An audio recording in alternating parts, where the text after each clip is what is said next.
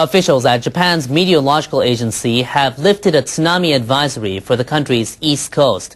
They issued that advisory a few hours ago after a magnitude 7.1 earthquake struck off Fukushima prefecture. Officials issued the tsunami advisory for 5 prefectures. They say a tsunami reached some cities just before 3 a.m. Japan time. A 40-centimeter wave reached a port in Iwate Prefecture and a port in Fukushima Prefecture. A 30-centimeter wave was observed in the city of Ishinomaki, Miyagi Prefecture. A 20-centimeter wave arrived in a port in the city of Ofunato in Iwate Prefecture.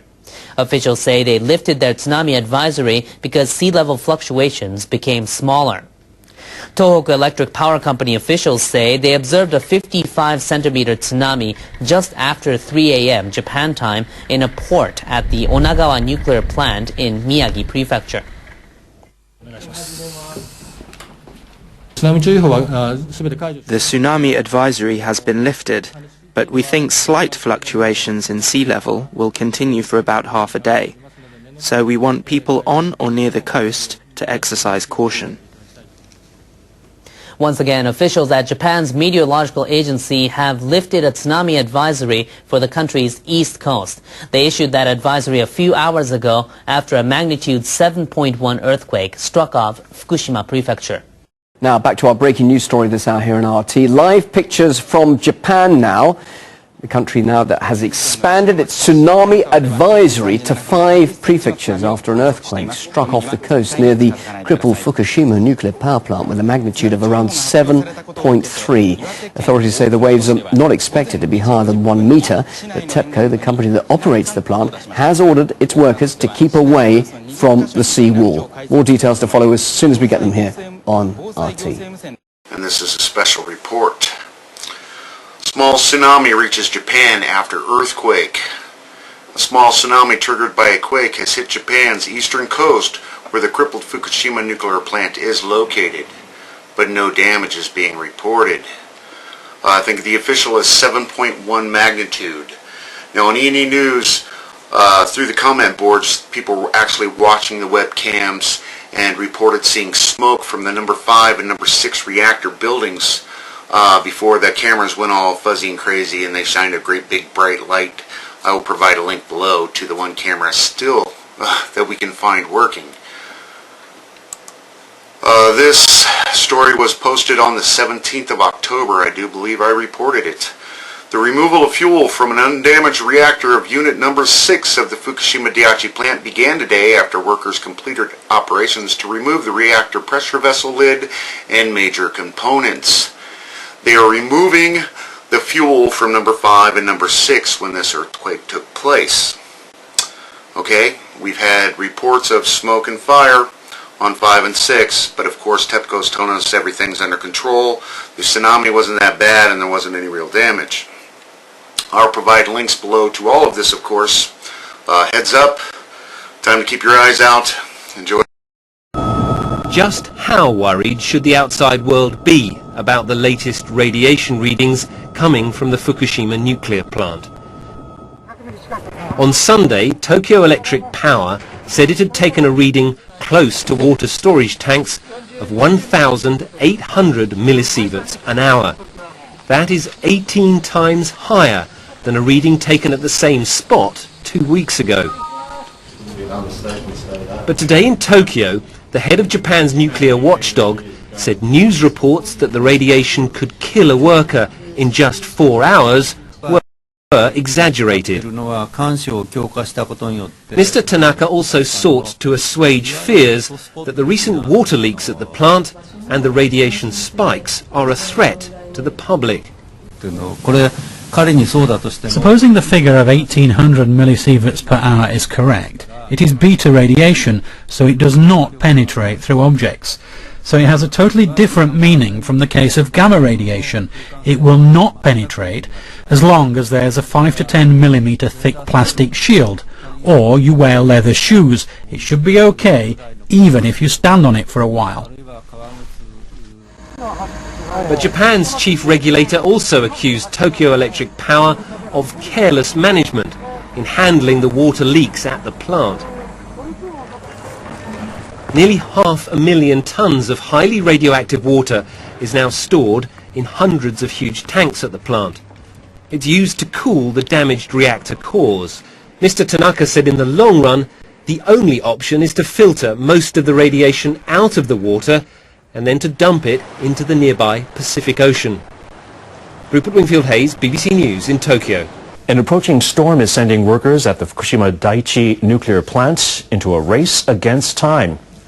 They need to make space to collect rainwater tainted with radiation. The storage they have is almost full. NHK World's Chie Yamagishi has more. Workers at the plant have had their hands full dealing with rainwater. A typhoon blew by last week. That was followed by a heavy rainstorm. Forecasters say another storm could hit this weekend. The rain has filled barriers around storage tanks for contaminated water. On Sunday, workers discovered that rainwater had flowed over the barriers at several locations. Tests revealed that some of that water contained unsafe levels of radioactive strontium. There have been other problems. Earlier this month, workers mistakenly allowed 430 liters of highly contaminated water to escape outside the barriers. Some of it may have reached the ocean. On another occasion, workers pumped too much radioactive water into a small tank. 5 tons overflowed. The possibility of more rain has the plant's operators scrambling for a solution.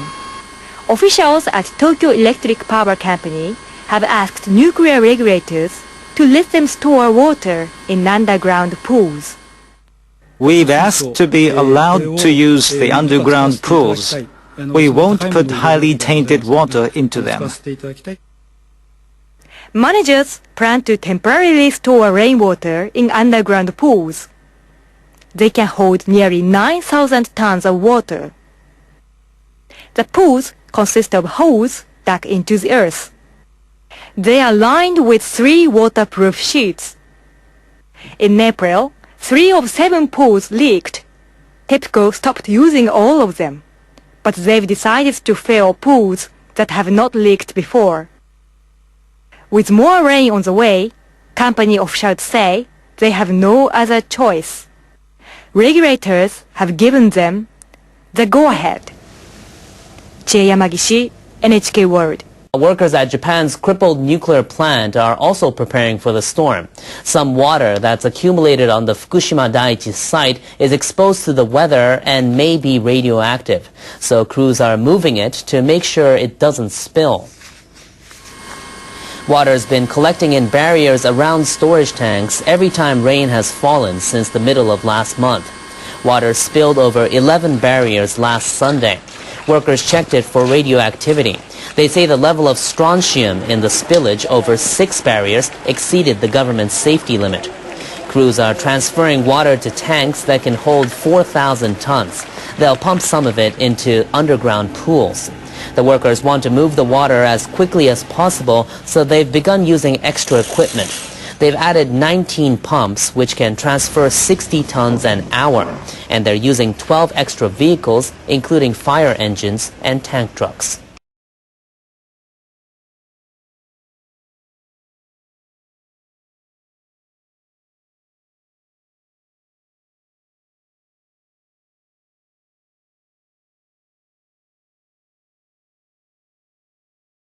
Residents of an island south of Tokyo are getting out of the way of a severe tropical storm a week after they lost homes and neighbors to a typhoon. Authorities ordered about 1,200 people on Izu-Oshima to evacuate before the latest system hits. They had already advised everyone on the island to head to safer places. Last week, Typhoon Wiba set off landslides on Izu-Oshima that destroyed dozens of homes. It killed at least 31 people. 12 others are still missing. Now authorities have turned their attention to the latest forecasts. They've asked the more than 8,000 residents on the island to move to somewhere safe before the next storm arrives. A seventh of the population has no choice and must leave their homes. Rain has fallen on the island throughout the week. Authorities fear they could see more landslides.